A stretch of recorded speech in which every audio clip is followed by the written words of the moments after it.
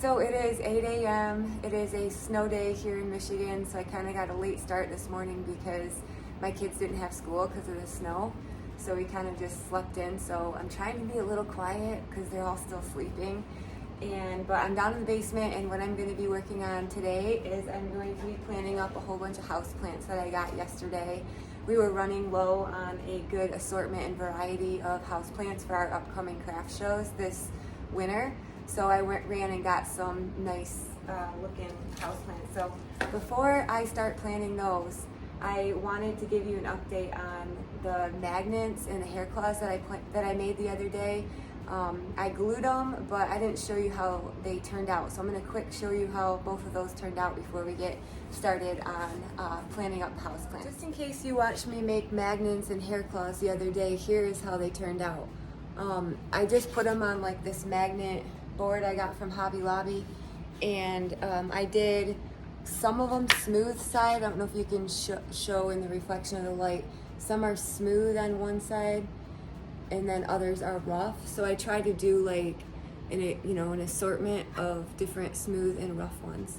So I'm gonna bring this to the craft show that we have coming up this weekend and see how they turn, or how people like them. You might have watched me glue one side of the hair claw down on the other one, and then the other day I went in and glued the other side down, and that is how they turned out.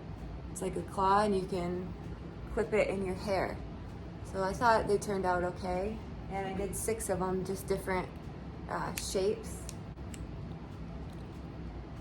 So we'll see how those go over if people like those. So, oh, and this, what I'm pouring right here, what I poured yesterday, Lux gift shop and boutique in Kalamazoo, the town that I'm from.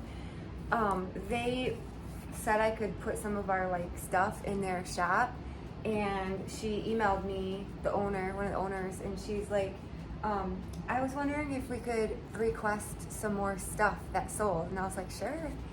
So she requested a few things, which I poured, and I got a few things over there in my pile too that I already have ready that she requested. But this is my stuff for Lux that I just poured the other day for them.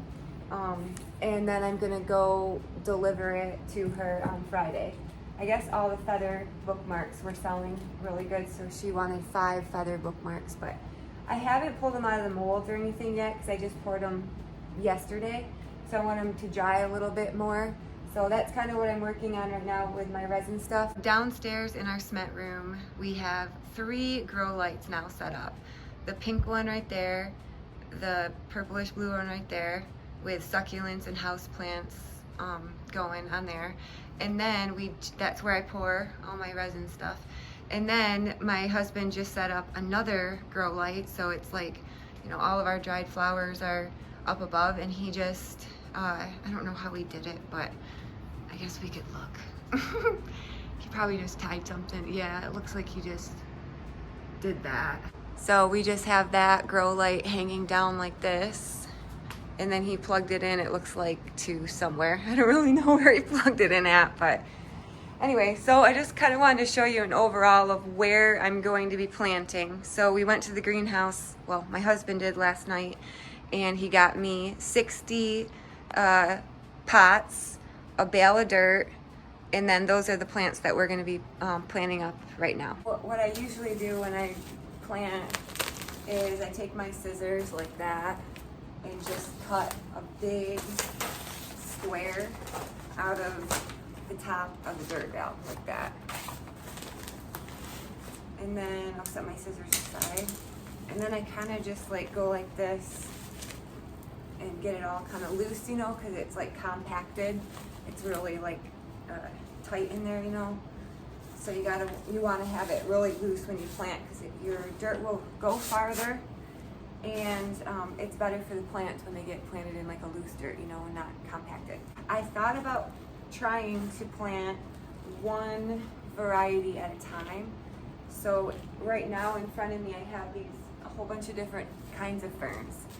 This fern, it is a Japanese, I don't know, oh, maiden, something about maiden hair Japanese fern. I think that's what it's called. So I only got 2 of them. So there's one. And I'll set it behind me. And I have 2 of the Japanese maiden fern. I put that one in a black pot, and then this is a gray pot. So I'll put, one in a black pot, one in a gray pot, so it gives it a little bit more variety for the customer if they want, if they like a certain pot color. So it looks like we got some dried flowers in it.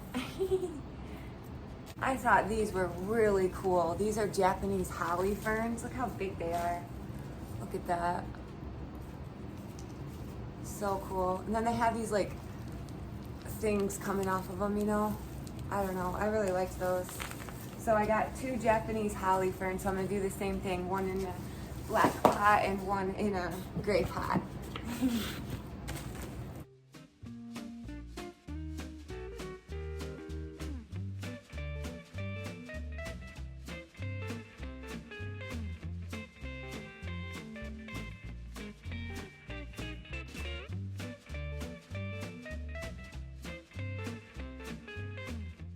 This is kind of cool. I don't know what kind of fern it is, but I really liked the leaves, how they're really like smaller, And then I think this is just your typical Boston fern. And then 2 bird's nest ferns. So I'm gonna plant those up really quick, and then we'll move on to the next kind of plant.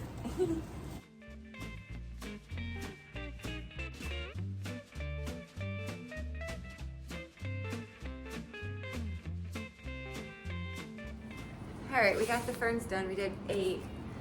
My legs were cramping up, so I had to kind of sit Indian style now. So we only have 2 rattlesnakes. I only got 2 Calathea rattlesnakes. So I'm gonna do one in a gray pot and one in a black pot. And I wanted to kind of explain a little about the house plants that I got. So usually when we have the greenhouse open and like the spring and stuff, I'll go get a whole bunch of starter house plants, and then we grow them like ourselves. But I couldn't do that this time because we're kind of on a time crunch here. I had to get like the bigger sized pots because we need them a lot sooner than if we got the starter ones, and they wouldn't fill out the pot as fast. So I had to get the bigger ones, which are more expensive, but sometimes you gotta do what you gotta do kind of situation. And we were trying to figure out, like, cause you have to have, the space too is an issue because we're gonna do spider now, because you wanna make sure you don't get too many and then you don't have enough room under your grow light to put them. So I had to be very careful on how many I got yesterday too. So we figured it out that my husband was thinking if we went 8 pots by 8 pot underneath our grow light, that would get us to about how many plants we would need that would fit under a grow light. So I got 60. I got 10-pack trays like this, 6 of them. So I got 60, and I think that should be a good amount to have to fill up under our grow light. And then we'll be in good shape for our February and March craft shows, hopefully. Next up, we got some peace lilies. They look great. They're really nice and tall. I think it'll fill out the pot great. The peace lilies sell really well for us in the spring. We had some people at the craft show asking us for them, so I just know to get them now, especially for the spring. They sell pretty well.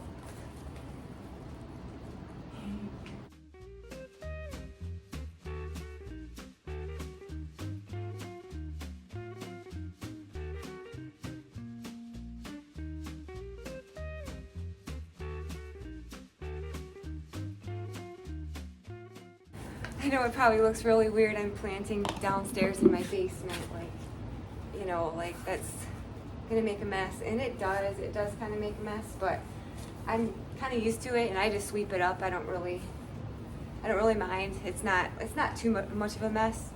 So at the end, if I get dirt everywhere, I just go back and sweep up and stuff, and it's no big deal. Right now we are doing parlor palms. I love these. They're also a really good seller. They're low light for us. I only got 2. And then I got Dieffenbachia. I got like, I think 2 different varieties of Dieffenbachia. This is one. There's that one. Thought they looked great in that size pot. I think this is a 4-inch maybe. And then this variety. So I'll show you next to each other so you can see it next to each other. That's one, and that's another one. So since I have 5 plants, so I'm gonna do 2 and 2, 2 gray, 2 black, and then I have some white pots too. I'm gonna put one in a white pot.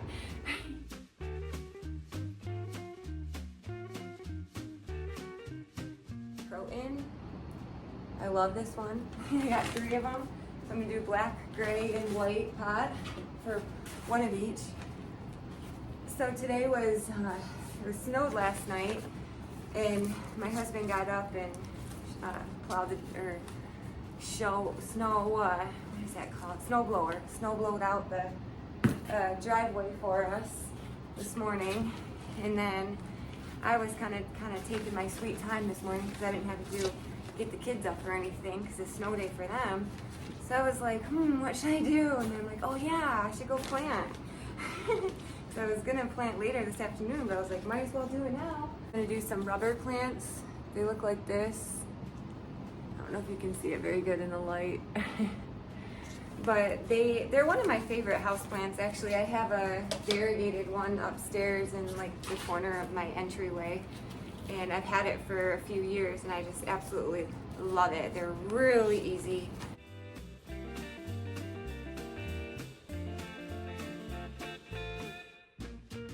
Now I'm gonna plant some polka dot plant hypoeste. I got 6 total and 2 of each kinds of variety. So this one has like all 3 colors in it, red, pink, and white. And then this one is red. And this one is pink. So I'm gonna do those. These sell really well for us too. Everybody seems to really like these ones, maybe because it's like color, you know. I read, the key to hypoestes is to not let them bloom.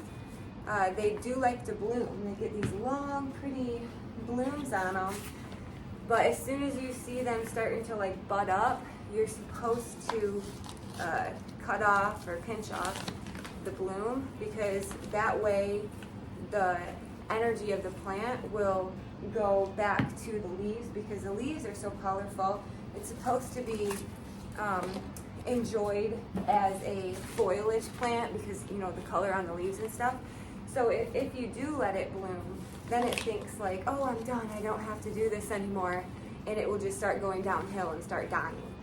So I have to make sure I go back in, and if I see anything blooming, I make sure to, or not blooming, like bud it up. I always go in and snip it off before we get to that point where it's like, oh no, it's blooming. But I've seen them bloom before, and they're so pretty. There's like they're like really bright purple blooms. They're really pretty.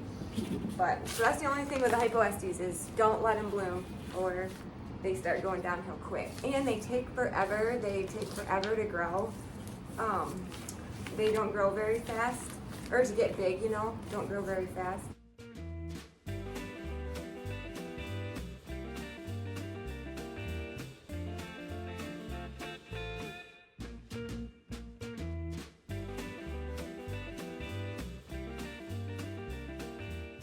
Getting hot a little bit. I gotta take my sweatshirt off. Next up, we're gonna do prayer plants. I got 2 varieties of prayer plants that we're gonna do. I got 4 different plants of these. That's one variety of it. It's really cool. It's huge. Look at that. So I got 4 of these. 1, 2, 3, 4. And then I got one other variety of prayer plant, only 2 of them, because we have some more underneath the other grow light that look like this. We got like a red underleaf and a red vein coming down the middle. It's pretty cool.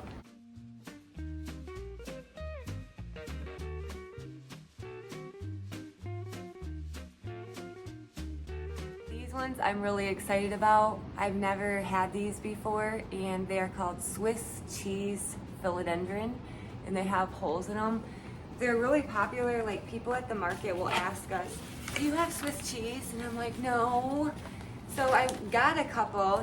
The philodendrons are a really big seller, so I think these will be probably, I think they're gonna sell great.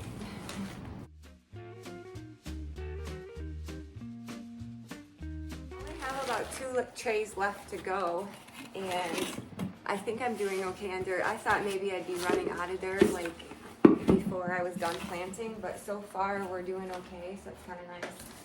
So I got a whole bunch of different varieties of pothos. This one is like a 2-tone variegated green and white. I got 2 of them. Then I got this other kind of pothos. I think it's called golden. It's got like green, white, and like a golden in there too, like a tri. I got 2 of those. And then I got neon pothos, which I love. I have one upstairs in my office.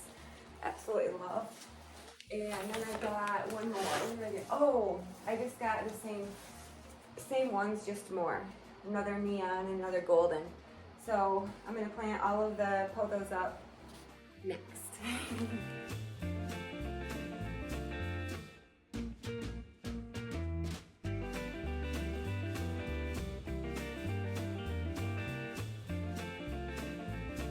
We only got 1 tray left. I think we're not gonna run out of dirt. I think it's gonna be okay.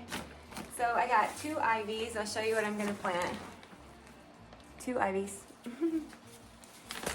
2 pinkish red arrowheads.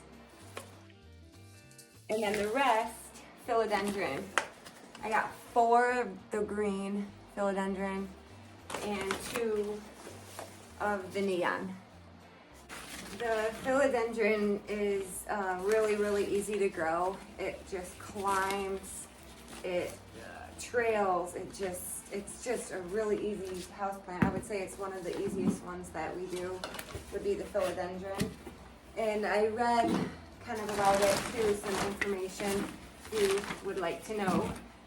It's a heart-shaped leaf on it. I don't know if you can tell, but it's like a heart-shaped leaf. And phila means love, and then dendron means climber. So it loves to climb. And you know, like Philadelphia, it actually, if you look up Philadelphia, there's something about, it's like the love, I forgot, I googled it once, but Phila is known for love, and then I don't know what Delphia means, but it's something like that, which is kind of cool. So every time I hear Phila, I think of love, and it's heart-shaped leaves, which is kind of cool too. So it's kind of like shaped like a heart, and it loves to climb. So it's a play on 2 different things, I guess. But one of my favorites. I think I say that about all of them. Like every one of them, I'm like, this is one of my favorites. But they're all just so nice in their own way. All right, we did it. We got all 60 planted and under the grow light, so that was pretty easy. I didn't run out of dirt, and I had enough pots, so can't get much better than that. So I hope you enjoyed watching this video of me planting some houseplants on this cold, snowy day in Michigan, and I hope you're having a great day. Thanks a lot for watching. I'll see you next time. Bye.